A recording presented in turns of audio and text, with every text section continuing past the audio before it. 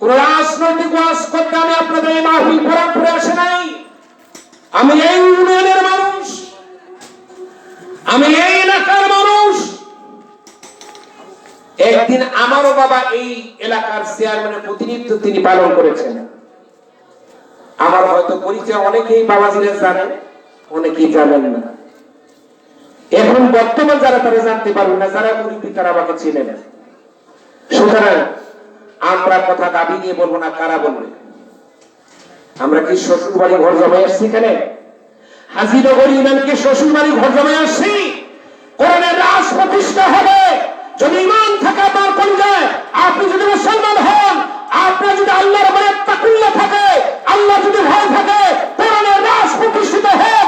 এই মাদ্রাসার শুরু সীমাবদ্ধ এখানে নয়, এই মাদ্রাসার বক্তব্যের ভিতরে শুধু কোরআন শরীফ নয়, জালিকাল কিতাবু লা রাইবা ফীহি হুদাল লিল মুত্তাকিন। যদি মুত্তাকিন হয়ে থাকেন, সর্বদাই কোরআনের বিধান প্রতিষ্ঠিত হওয়া দরকার আছে না ভাই? আওয়াজ দিয়ে মনে আছে না ভাই? হন আলেম হন, হন জাহেল হন, সাধারণ মানুষ হন, শিক্ষিত হন, শ্রমিক হন, মজুর হন, হক কথা বলেন, জেলে যান, জীবন দান, ফাঁসির কাস্টে আপনার গলা লেগে যান, আপনার রক্তের ফোঁটার বিনিময়ে অবশ্যই কালেমার পতাকা বাংলাদেশ উঠবে ইনশাআল্লাহ। ভাইরা আমার, কোরআন আমাদের কলিজা, কোরআন আমাদের রক্ত। ভারত থেকে প্রোডাকশন দিলে হবে না, একসঙ্গে প্রোডাকশন দিলে হবে না। ধর্মীয় সংখ্যালঘু বাংলাদেশের সবচেয়ে সম্প্রীতি দেশ হলো বাংলাদেশ। এই দেশের সম্মানের সাথে যারা হিন্দু সম্প্রদায় রয়েছে তাদের ইজ্জতের সাথে রাখা হয়েছে। অথচ যারা সংখ্যালঘুর কথা বলে, যারা সম্প্রীতির কথা বলে, যারা স্বাধীনতার কথা বলে, যারা রাগ শক্তি নাই যারা বলে, বাংলাদেশের দালালিরা করে ভারতে বসে, ওদের চিন্তা করা উচিত ৪,৫০০ বছরের আগের বাবরি মসজিদ কে ভাঙলো? কে বললো রাম মন্দির হয়েছে? ধর্মীয় অনুভূতিতে কারা আঘাত দিয়েছে? কোন মুসলমান তো আঘাত দেয়নি। বাংলাদেশের তো এরকম কোন প্রমাণ নাই। বাংলাদেশের ভারতের যারা দালালি করে, মুসলমানের মধ্যে দাঙ্গা সৃষ্টি করতে পারে, তারাই গণেশের হাঁটুতে কোরআন শরীফ রেখে ফাসাদ সৃষ্টি করার পায়তারা করে। জোরে বলুন ঠিক কিনা? আপনারা কি ভুলে গেছেন এর কথা? আপনারা কি ভুলে গেছেন? মুসলমান ভুললে চলবে না। কারা এগুলো করছে? আপনাদের যেন তেন করে মুরব্বীদেরকে বুঝে দিচ্ছে, আর আপনারা তাদের তামাশার মধ্যে পড়ে যাচ্ছেন। সুতরাং এগুলোর থেকে আমাদের বাঁচা দরকার আছে না নাই? বিভিন্ন কৌশল করবে আজ মুসলমানের ঈমানকে লুট করার জন্য। যেমন মালদারেরা রাস্তায় মালকে কেড়ে নেওয়ার জন্য রাস্তায় ডাকাতেরা রয়েছে, ঈমানকে লুট করার জন্য কতগুলি এইরকম ধরনের ঈমান চোর বাংলাদেশে আছে না নাই? কথা কোন আছে না নাই? এরা ধোকা দেবে, তাও দেবে পাঞ্জাবি দিয়া, এরা ধোকা দেবে তাও টুপি দিয়া। এই জন্য আমার কথার বক্তব্য আছে, আজকে অনেক পীর বাংলাদেশে হয়েছে। আমি পীরের বিরুদ্ধে ওয়াজ করি না, আপনারা বুঝবেন, ভালো করে বিষয়টাকে ঠান্ডা মাথায় আপনারা নেবেন, তারপরে আমার কথার জবাব আপনারা পাল্টা দেবেন।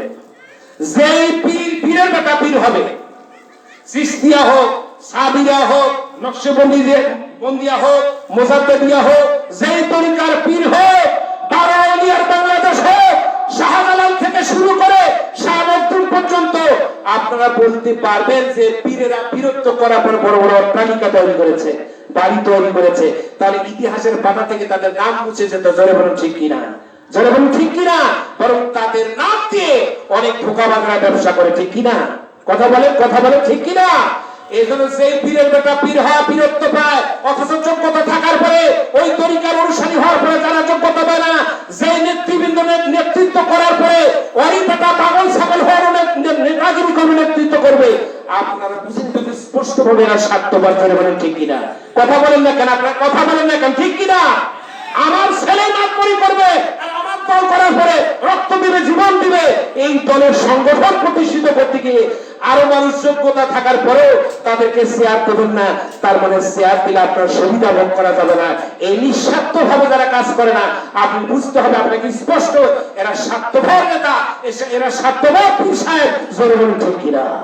ইসলাম তো দুধের সরার প্রতি আসে নাই, ইসলাম তো বিটকেল ভর্তি টাকা দিয়ে আসে নাই।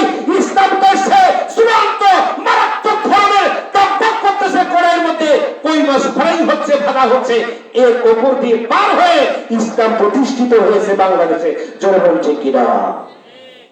আল্লাহ পাক আমাদেরকে তৌফিক দান করুন ইসলাম বুঝার, ইসলাম বুঝে আমল করার। আমি আপনাদের এলাকার সন্তান,